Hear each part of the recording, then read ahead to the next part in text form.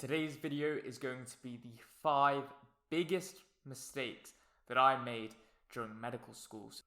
So the first biggest mistake that I made was stressing over things that were outside of my control. Medical school can be very stressful. Stereotypically speaking, a lot of people associate the stress with medical school with the workload and balancing the workload with placements and everyday life, including your social life, friends, family, exercise, and things like that. That in itself is a huge element of stress. Another big element of stress in medical school that often isn't as well recognized is the fact that there is a lot of uncertainty. Stress primarily comes from not taking action over something that you can have some control over. Now, the key element of that phrase is within our control. So stress should only really come from those things. And there's no point stressing over factors which are outside of our control and wasting our time and wasting our energy on things that we simply can't control and can't control the outcome of. So in medical school, there are a lot of instances where there was uncertainty.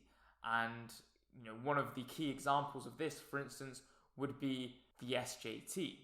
The SJT being an exam which contributes a big proportion to where you get allocated at the end of the year in terms of your F1 job. So essentially what you do is you rank your different deaneries and you get allocated to one particular region. And you rank every area in the UK, your first choice down to your bottom, and it includes every area including Scotland, okay? And the issue with the SJT is it doesn't really test any medical knowledge and it's it's essentially a randomizer that you don't have too much control over. They've got rid of the SJT now, but again, this process is still filled with uncertainty in terms of, best fit allocations and happiness scales. You don't really have control over this allocation process. And I also remember is that, they gave us the allocations of where we were to be allocated on the morning of one of our finals exams. I personally think that was ridiculous and it's extra stress for nothing. But again, that uncertainty is something that you can't get away from. Other, smaller examples of uncertainty in medical school, for instance, would be, things like your elective. For a huge, long period of time, while you're trying to organize things, while you're sending applications, you're almost in limbo because it's a big, big thing to organize. And until you get that final yes, you're unsure whether everything's going to fall through, all the time, effort, and planning. So that was a big bit of uncertainty. Other bits of uncertainty on a smaller scale, maybe, would be things like your practical exams, like your OSCEs and things like that. And purely, why is that uncertain? Because, like any exam, you don't really know what the scenario is going to be, what questions you're going to get. But also, the marking is a little bit subjective. Ultimately, as fair as they try to make it, it really is, at the end of the day, an examiner's view and an examiner's marking you based on what they think. And no matter what they do to try and standardize it, that process is always going to be subjective. And again, that leads to a level of uncertainty. Try and enjoy the present at all times. I might have made the mistake of, being like, okay, this is work time now, we can play later. And the issue with that is, even though it's, a valid approach to how you do medical school in terms of there are going to be times where the workload is going to be high and the stress levels is going to be high.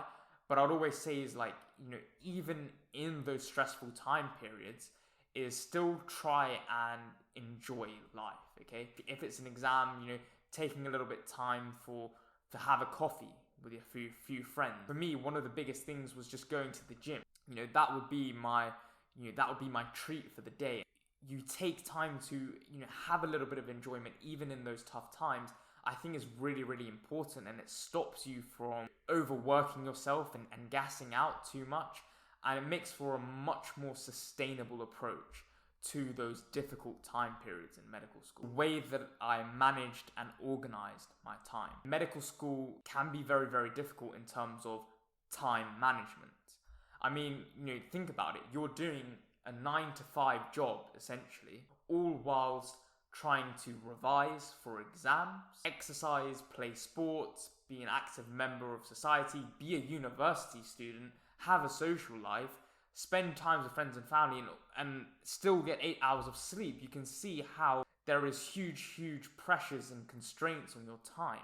When you have pressures on your time, try and sit down and work out what it is that is important to you and what it is that you want to try and make time for, and assess those things.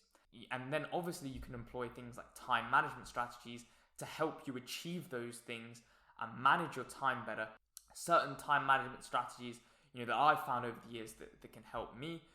One of them is Parkinson's law. Essentially, the principle behind that is that if you give yourself an allocated a lot of time to do a task, you should, in theory, do the task in that time. So if I needed to do a task and I said give myself 3 hours for that, it should take you that 3 hours. Whereas if you didn't put a time constraint on it, it could take a lot longer if you don't set that deadline for yourself. So, essentially there, what I've mentioned is sort of two time management strategies, allocating protected time to do certain things, and also Parkinson's law in terms of, giving yourself tasks to do within a set time frame to make it more efficient. It's okay to say no. It's a lot better to be upfront and honest to say, you know what, I don't think I can manage this amount of workload. I don't think I can commit myself to doing that. And what that is not only is it better for you, you're not stretching yourself, you're not putting too much pressure on yourself, but also it's better for the other party. The other party isn't being reliant on you for something that you've committed to, and then for instance, you pull out last minute, or you do a job that is half-assed and not as good quality, and you're doing a disservice both to yourself and the other party. And on the premise of that, it's sort of piggybacking on the previous point of it's really important to understand, what it is that's important to you and what it is that you want to say yes to, that you value and that you find enjoyable and that you feel that you can contribute most to, and filtering out the things that you don't want to spend your time on that aren't as important to you. That can really help in that process. Finally, the fifth biggest mistake that I made was I tried for too long to be a lone wolf, to sit and try and work and learn things by myself without the help of my peers and without working in a team with my peers. And at the end of the day, that was hindering my progress and my development, because medicine is a team game. And not utilizing your peers and friends that are learning the same things, have got the same exams, is a huge mistake. And the reason being is you can use your peers to help you. You guys can share resources, for instance, notes, flashcards. Ultimately, doing so in a collaborative way is going to save a lot of time for each and every one. At the end of the day, the content that everyone needs to know is the same. So if you can save time on passive things like making flashcards, writing notes, that means that there's more time for the active learning and obviously less time pressure on yourself. Other things that I found really helpful was testing each other. So one thing that me and my peers would do is after a heavy day of revising, we'd come back and what we would often find is that everyone's revised something different that day. It was very rare that we'd all revise the same thing on the same day. And then what we would do is we'd come back home and we would try and sort of test each other on the things that we learned that day.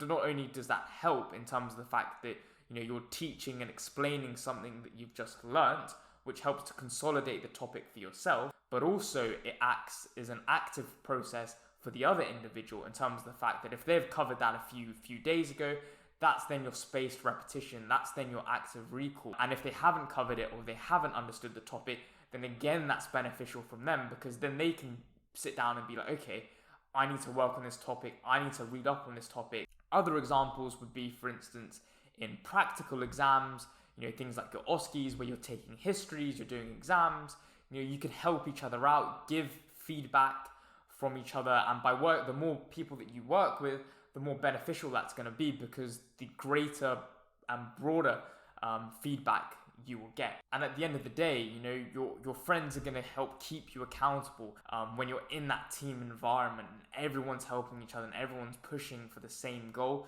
I find it so much more efficient, and ultimately I got the best out of myself in that environment. And leaning on your peers and working in a team and being collaborative, because at the end of the day, medical school should be collaborative and is collaborative, and so is the job as a doctor. Guys, that's pretty much a roundup of the video. I hope you guys found this useful. Just more of a reflection video of certain things that I wish that I did differently. Like, subscribe.